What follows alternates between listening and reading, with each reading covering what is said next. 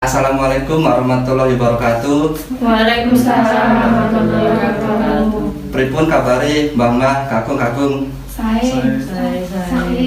Perkenalkan, saya Rahmat Bali Edi, niki rencang kula Yovina, niki Koirunisa, kemudian Mbak Karina dan Mbak Rani. Di kesempatan kali ini saya dari Stikes Malang akan melakukan penyuluhan tentang cara berkomunikasi, cara berbicara dengan mbah-mbah sing nyun sewu mengalami gangguan pendengaran. Kurang lebih waktunya 30 menit. Pripun Mbak? Nggih, kenapa? Nggih. Kalau mulai mawon nggih. Monggo Mbak Yovina, silakan. Terima kasih atas waktunya. Mbak, di sini saya akan menjelaskan sedikit tentang apa sih itu komunikasi pada lansia yang nyuwun sewu mengalami penurunan pendengaran. Nah, penurunan pendengaran atau gangguan pendengaran pada usia lanjut itu yaitu mengalami penurunan fungsi organ pendengaran.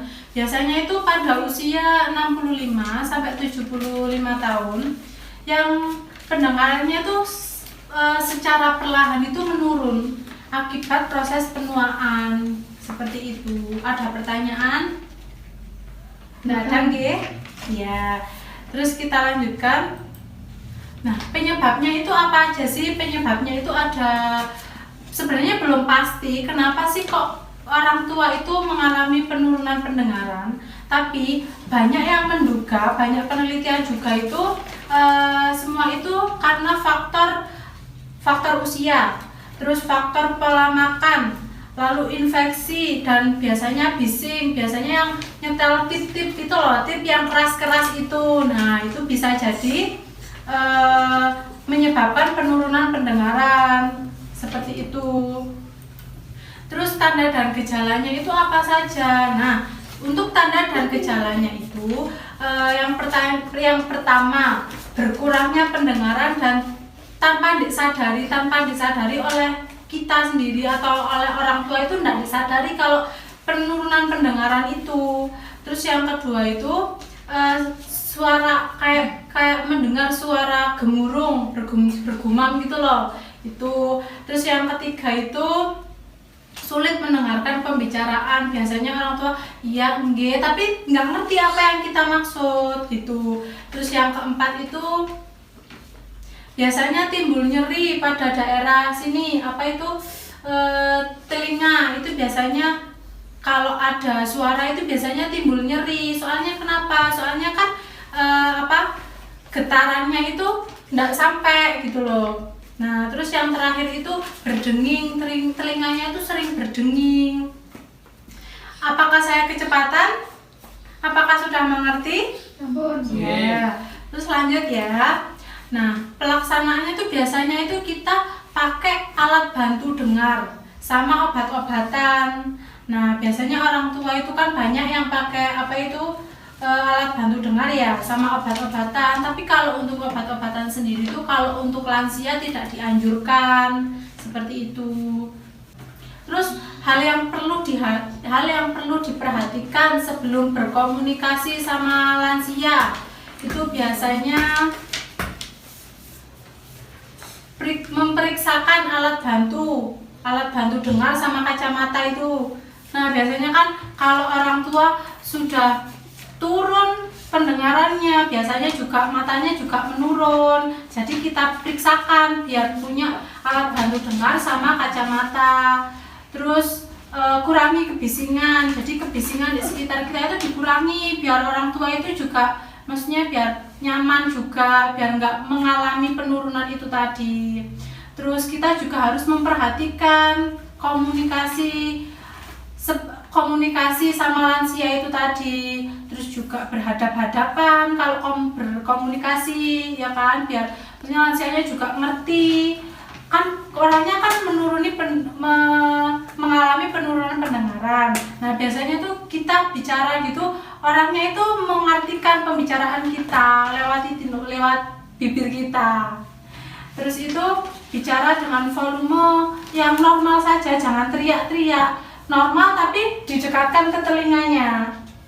Nah, terus yang terakhir itu susunan kalimat itu dapat dimengerti oleh lansianya. Jadi jangan berbelit gitu loh kalau ke lansia. Nah, untuk teknik komunikasi pada lansia saya akan menjelaskan, nanti akan dibantu oleh teman-teman saya untuk mempraktekannya ya. Yang pertama itu kita duduknya itu di dekat lansia. Duduknya di dekat lansia, kalau bisa di depan lansia, biar lansianya itu juga bisa mengartikan gerak bibir kita. Terus yang kedua menggunakan bahasa yang sederhana dan perlahan. Jadi sesederhana mungkin kalau bisa. Terus usahakan berbicara itu tepat di depan lansianya juga, itu dia berhadapan-hadapan tepat di depannya. Terus berbicara itu jangan sambil mengunyah, sambil makan, itu jangan. Terus gunakan bahasa isyarat yang bisa dimengerti oleh lansia itu tadi, yang sederhana saja gerakannya. Sudah itu tadi. Sekarang akan dipraktekkan oleh teman-teman saya. Tapi sebelumnya apakah ada pertanyaan? Iya, Ibu? Mbak, kan biasanya itu lansia itu kan nggak mau pakai alat pendengaran, Ya. juga nggak mau menggunakan obat-obatan. Terus itu gimana caranya? Selain dengan alat sama obat-obatan. Iya, terima kasih. Itu tadi ada pertanyaan, kalau lansianya, orang tuanya itu tidak mau menggunakan alat bantu dengar atau pakai obat-obatan, ya memang kalau obat-obatan itu beresiko. Ya, kita pakai teknik komunikasi yang baik pada lansia. Tekniknya gimana? Ya, sebentar lagi akan dibantu oleh teman-teman saya untuk mempraktekkan, biar keluarga juga mengerti bagaimana sih teknik yang baik itu, gitu. Oke? Ada lagi pertanyaan? Buatan. Oh, enggak ada ya. Baik, teman-teman saya silakan di dekat lansianya. Sudah dipegang lansianya, Ibu Mbak? Sudah dipegang ya. Nah, cara pertama, kita itu harus duduk di dekatnya pasiennya, di dekatnya lansianya.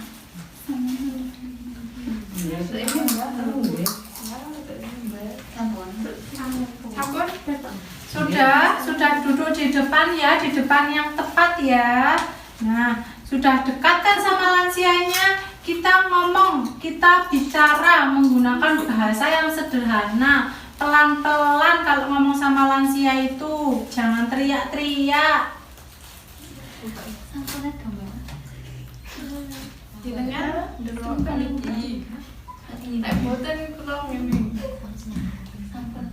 Nah, bicaranya di telinga, di dekat telinga pasien, jangan teriak-teriak nggih. Soalnya kasihan lansianya. Aku tidak. Jenengan sampun edo. Niki. Pun edo. Kalau ngomong sama lansia jangan sambil mengunyah. Siram kopi Bapak. Pakai bahasa yang sederhana yang lansia itu ngerti. Jangan menggunakan isyarat yang nggak ngerti. Ini gak ini toh, ini bisa saged nggih. Tapi Mas Kram ngene kan buket toh. Boten ketok nggih. Krungu tapi. Krungu. Boten niki tapi nggih. Nggih, niki rada anu. Bapaknya sing menang sing kanan apa kiri? Ngene ya niki. Motor ya. Boten napa Boten belum. boten yo nek bengi. Boten Nggih ngobrol-ngobrol ngoten. Nek sik di surup saged.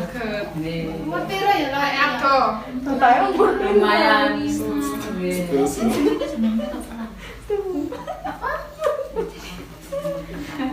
Kita bertanya menggunakan bahasa yang sekiranya orang tuanya mengerti ya. Lah niki ngomong ten mriki jenengan Baik bicara tasik wonten.